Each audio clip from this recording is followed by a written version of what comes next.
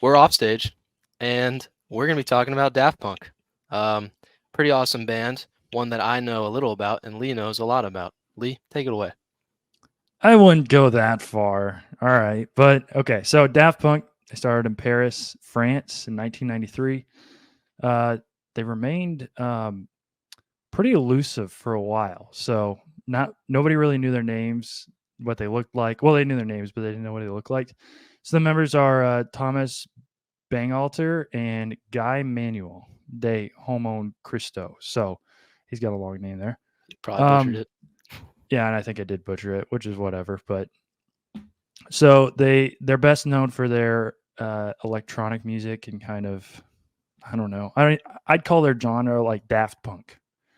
I don't know about you, but Yeah. um, they were popular in French house music, so kind of like that. If you ever heard of EDM or maybe like a rave, but more of a chill version of that. That's kind of the house style, and they're a blend of a lot of things. So disco, funk, um, techno, and that's Daft Punk. They have a few albums. They have a lot of features. Um, one of their biggest hits, "Get Lucky," harder, better, faster, stronger. Um, played in Tron. Yeah, yeah. My favorite fun fact about Daft Punk is that they were actually named originally after a Beach Boys song, which is odd. I Wait, what never would have song? thought. I don't exactly know, but that that's besides the point, man. I mean, it's Okay. just Okay. Yeah. the It's fact that they unusual. had influence from the Beach Boys in general is odd. They're both like elite producer groups. But yeah, it's very different sounds. Totally. Uh, so yeah, Daft Punk's been around for a while. I'd argue most of their success has come in our lifetime, but they were they were making music for quite some time. Their first sort of big hit single was "Funk."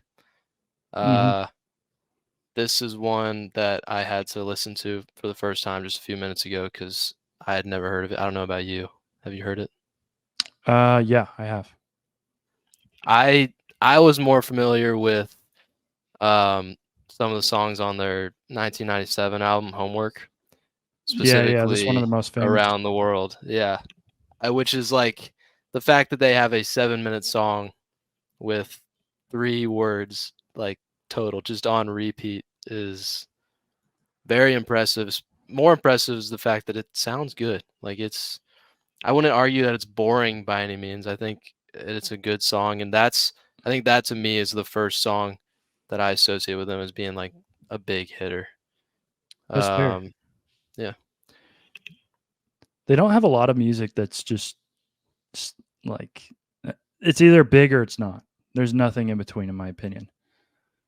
There's a yeah, couple. yeah. There's a No, few because just looking songs. at the like number of streams they get, it's like that low 5 to 10 million, or it's hundreds of millions. There's no in between. Exactly. And that kind of leads me into maybe why that happens. I really think it's collaborations. Some of their most notable: Paul Williams, Panda Bear, and Pharrell Williams, and then they even have the Weekend in there, um, which was on the latter end of their careers. Another fun fact is actually that they were turned down by David Bowie to do a collab, which I thought was. I feel like Bowie would have been really interested in that because he was always into the new stuff, the weird stuff. So just kind of surprised about that. But one of my favorite albums is Random Access Memories. It has a ton of Mm. features. It's got Pharrell Williams, Paul Williams, Todd Edwards, Panda Bear. Who else? More Pharrell, more Todd Edwards. So I mean, just those are the ones that blew up on the album. And then if you look at the other streams, and it's just like cut in half. Um, so I don't know. Do you like their features, or are you more into their individualized stuff? It I think it depends. I don't think they're a group that specializes with features. I Yeah. also don't think they're a group that needs or that they can stand alone or they can have features. And this is kind of similar to Kanye, how we were talking. They're able to see the value that every artist has and incorporate it into their own sound, Yeah. which just makes them so good. Totally. Yeah. I think it's also their style.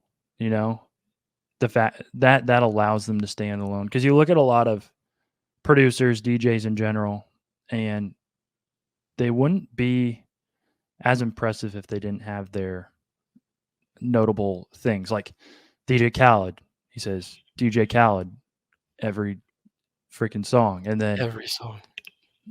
Avicii kind of has that like acoustic but rockish sound, and that's what he's notable for. Like Daft Punk and their helmets. I love their helmets. I think they're so cool. Oh They're yeah. so tricked out too. They have electronics and LEDs, and I feel like they change them. They've changed them over the years, but Do you have a favorite helmet? uh, easily the most notable, probably the silver helmet. Yeah, like with the black visor. I don't know if they have names for them, but I'm sure they do, and we're probably gonna get made fun of for not knowing the names, but yes, that's fine. They cost up part of the to job. $65,000 each. Are they Yeah. rare or just that like advanced? Uh, I think it's just because they're so custom, Mm. and that's how much they cost to produce. It's not like they're just. Oh, It's not like they wore them once and then I thought that's what they're you meant. Like, worth. okay, No, no, no. wow. Um, yeah, some of my research says that Tony Gardner was the designer of the helmets. So I don't know if that name holds any weight, but just the fact that he was getting Daft Punk to spend that much money on producing a helmet maybe carries some weight. So Maybe the dude's a genius. yeah, Maybe it did not cost that much to make him, but yeah, maybe they're like pennies. Got them from the yeah, Halloween costume store, right? who Um, knows? I don't know. Who would you like to see Daft Punk feature with? Um, Saying they get back well, together. if you can recall, there's a song on My Beautiful Dark Twisted Fantasy called, Okay. I think it's called Stronger, isn't it? Yeah. Okay. Or Power. Power, power, power. I'm Yeah. better than this, but you know the one that has "Work It Better, Make It." Yeah, yeah, that song. I think that's one of Kanye's best. So I think if Daft Punk were to get with anybody, work with anybody, then I feel like a Kanye Daft Punk album's overdue. They're definitely gonna get. I mean, they're both gonna bring fans from their fan bases, and it would be like one of the most streamed albums, regardless of how it turned out. Oh, totally. And I think that they're like prior to Pharrell Williams and Daft Punk working together, I would have never put them in the same room. Or like the Yeah, fact that yeah. Daft Punk tried for Bowie, I never would have put them in the same room. Kanye and Daft Punk, like a lot of people probably would not put them in the same room, but I think it'd be awesome too. You could see it happening. Like, Yeah, I could totally. see him working with Beyonce even, foreshadowing. Oh, yeah. Yeah. That would be interesting too, especially with their country album, right? Um, Yes. Yeah. so one of my favorite uh, ways that Daft Punk presents their music is through movies, most notably through Tron Legacy. Um, I think you've only seen it once. I know, I need to see it again. Watched it on New Year's, and that was it. Yeah, that day. Yeah, we got to remember. We got to watch that again. But We do.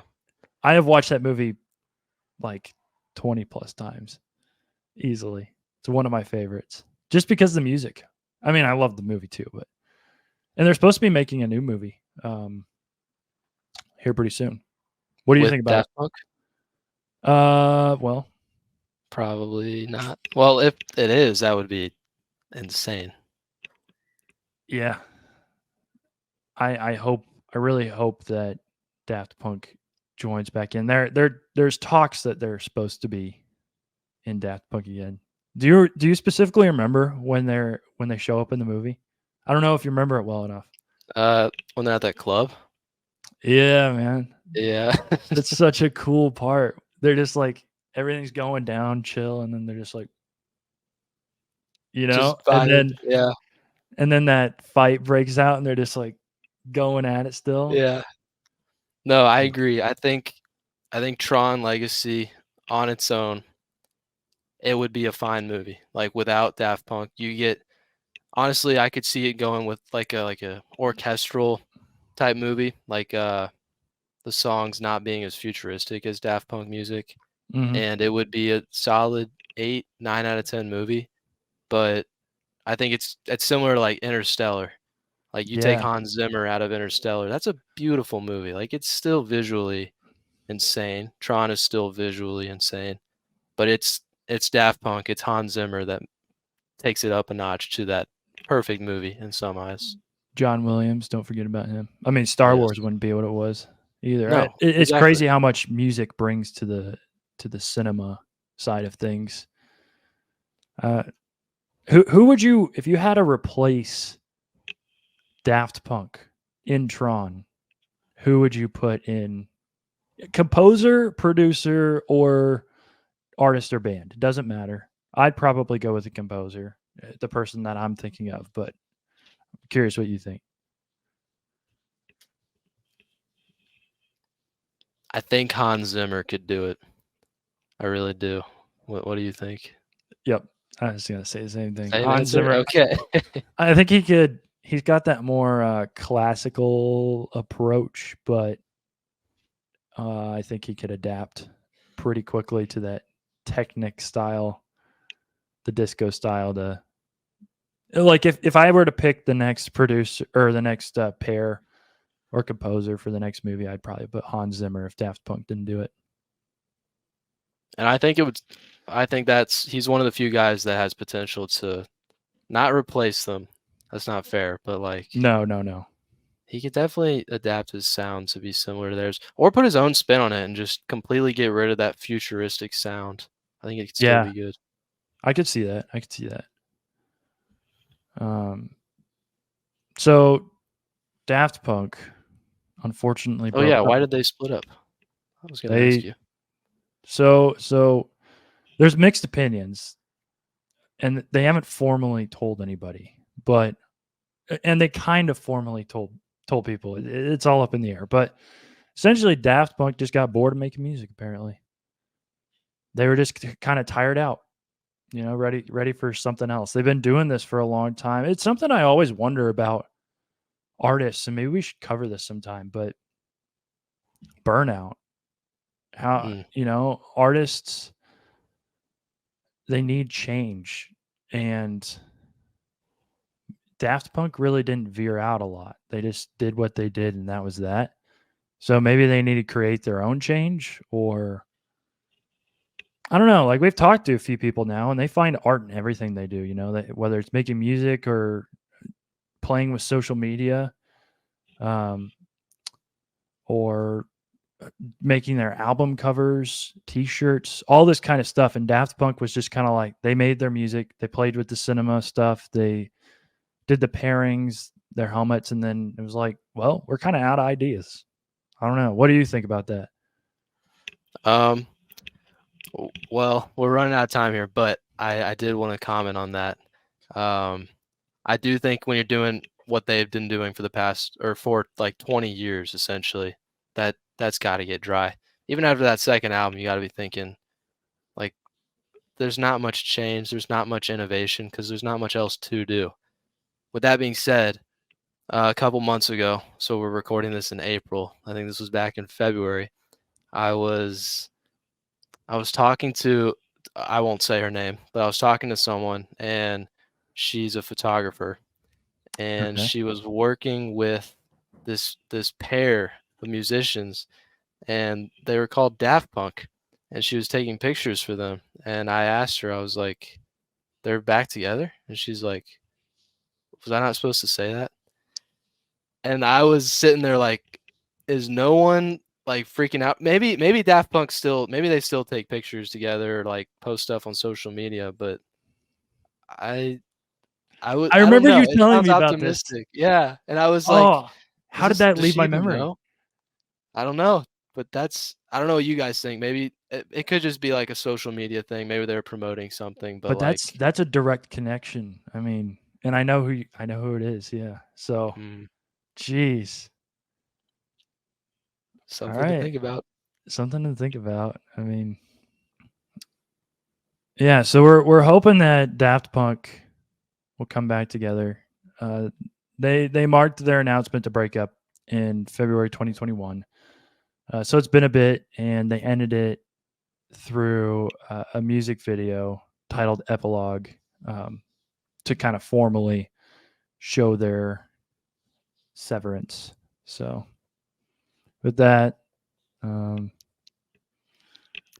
Daft Punk, more like bad clunk. oh, okay.